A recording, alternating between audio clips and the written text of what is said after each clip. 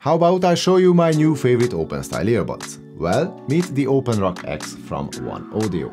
My name is Andy, and you're watching Andy's Tech Talk.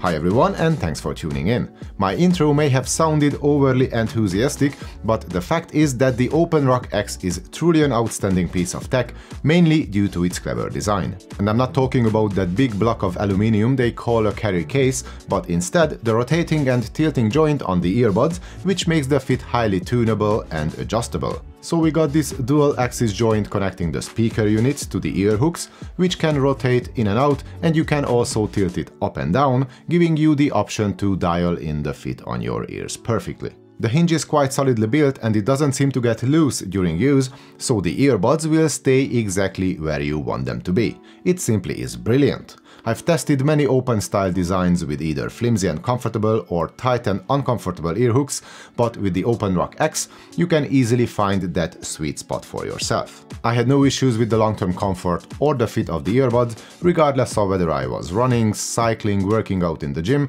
or just casually listening to my favorite songs while out and about. The whole design feels robust and durable, and we also got an IPX5 badge, which means a better than average protection against sweat, rain and splashes. The earbuds weigh in just under 12 grams each, which is not lightweight by any means, but it's not unusually heavy in its own category either. And again, thanks to the adjustable fit, the weight of the earbuds does not impact their exceptional long-term comfort one bit. Onto the already mentioned battery case, it's even more robustly built. Maybe a bit too robust if you ask me. It weighs a ton, it will not fit in your pocket, but it looks and feels cool. Well, it literally feels cool to the touch, as it's made from an aluminium alloy. Not sure how well it will handle scratches in the long run, but the slide-out drawer with the earbuds stored on opposite sides is definitely a sleek party trick. It kind of reminds me of that container from the original Jurassic Park movie, in which the bad guy was supposed to steal all the dinosaur DNA. So if I had to rate the design of the OpenRock X, I would not put it in tier B or tier A, but in tier X. On with the battery life, we have 48 hours in total to work with, and the earbuds themselves can last up to 12 hours on a single charge. It's a more than decent performance, but the 5 minutes of quick charge, which can yield an extra hour of use, is only average, and thanks to the special all-metal design of the case, wireless charging is off the table as well. What we got is a good old USB Type-C port and a compatible cable in the box for charging. And on the note of what's in the box, you will also find a carabiner in there, which you can clip onto the top of the battery case should you want to carry it around hanging off of your gym bag or something like that. And inside the earbuds we can find a Bluetooth 5.3 compliant WQI wireless chip, which can only handle the AAC and the SBC audio codecs. There are no high-res or low-energy options on offer. Multipoint, aka multi-device connection, on the other hand, is available, and it works without a hiccup across multiple platforms and with automatic switching for incoming phone calls. Latency is okay, as long as your only concern is perfect lip sync with movies and videos, but for hardcore gamers, there are better options out there thanks to the lack of a low latency game mode. And here is a quick audio sample from the built-in mic. Now I realize that this is probably not the most fair as far as microphone tests go, due to the almost storm-like conditions, but the weather has been like this for the last couple of days, so this is what we have to work with. I'm kind of hiding behind the gates here, trying to get some shelter from the wind, giving a chance for the microphone to hold it off. And since this is a Friday afternoon, we got some traffic in the background as well, so all things considered, I reckon that the OpenRock X is doing a decent job here. For controls, we get a single plastic button on each side at the bottom of the speaker units. The buttons are easy to reach and relatively quick to react, but they can feel a bit sticky and plasticky at times, especially when you are trying to use them during a run.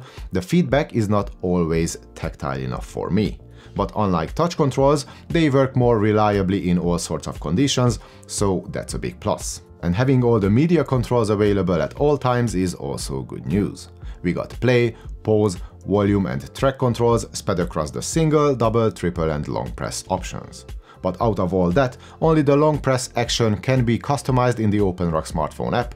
The other three is pretty much baked in and cannot be changed. Using the buttons, the earbuds can be powered on and off, which means that you don't necessarily have to have the hefty battery case with you all the time, which contributes a lot to the everyday usability of the OpenRock X. And onto the smartphone app, let's see what settings and options it has to offer. For starters, we get a 7-band custom EQ, but you cannot save multiple settings, only one at a time. There are 3 sound profile presets as well, none of which can be manually altered. Next in the menu is the maximum volume limiter with 3 different settings. Then we can set up an overtime wear reminder, which does exactly what you think it does. It reminds you of wearing the earbuds after a certain amount of time. Make of that what you will.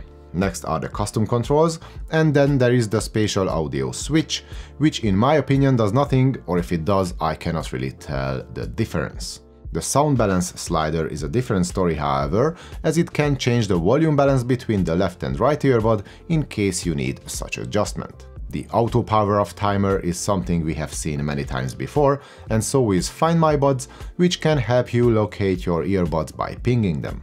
So overall, I find the app to be a bit of a mixed bag, with a few great options and another few rather gimmicky ones. But there is nothing gimmicky about the sound quality of those 14.2mm dynamic drivers. By open-ear standards, the bass response is outstanding, and it's not only that we got some decent bottom-end extension, but we also got a snappy and well-controlled mid-bass punch as well. Vocals sound rich and forward, instruments come through with clarity, and the whole mid-range section got a neutral tonality. In the highs we get plenty musical details with great extension, but the top end is neither harsh nor it is fatiguing in the long run, not even at higher volume levels.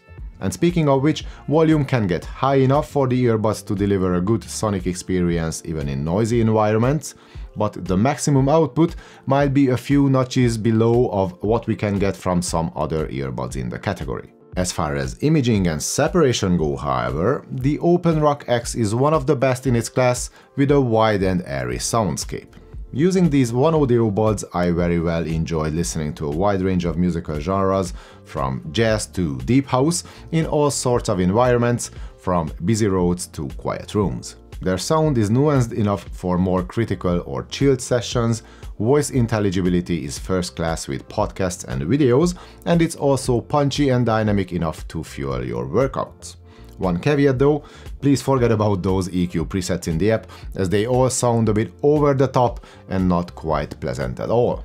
And to somewhat support that overly enthusiastic remark of mine in the intro about the OpenRock X being my new favorite open-style earbuds, here are some very quick comparisons.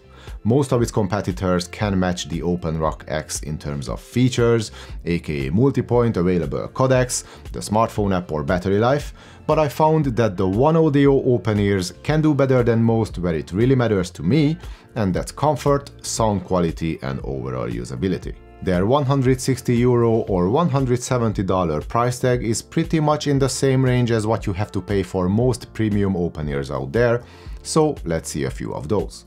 For starters, I have the Shokz Open Fit for $180. These buds might be more compact and just as comfortable as the OpenRock X, but their fit is a bit more loose, the touch controls are lacking functionality, and there is an audible distortion in the bass at higher volumes. The Soundcore AeroFit Pro costs exactly as much as the OpenRock X, we got some great button controls too, and what we also got is a removable neckband for a snug fit. But I found that their comfort is not quite as good in the long run, the speaker units tend to be flopping a little during workouts with no neckband in use, and the sound is less balanced across the volume range thanks to the noticeable shift in bass response at higher output levels to avoid distortion. The eMeet Airflow might be your best bet if you are after the best phone call quality or if you need all the bells and whistles, but at the end of the day, the OpenRock X buds come out on top in terms of both sound quality and comfort. The eMeet buds lack a bit of an impact in the bass and also some warmth in the mids, but they only cost about $130 as of filming this video, which makes them quite a bargain. And talking about a great deal, there is the One More Fit S50, which now you can have for a heavily discounted price of $85. What you get is a decent package overall, offering wireless charging, a tight fit and an open and clear sound. But the touch controls are a bit lacking as far as functionality, the sound is a bit thin with a limited bass extension, and the snug and rigid ear hooks are not the most comfortable either. There is quite some pressure I can feel at the back of my ears after wearing them for a while, but this is just my experience. And last but not least, there is the HoloDance OWS Pro, which in my opinion is just as comfy as the OpenRock X, it fits just as snugly on my ears, and it sounds almost as good too, except for maybe the mid-range, which is a touch more open and forward on the OpenRock X.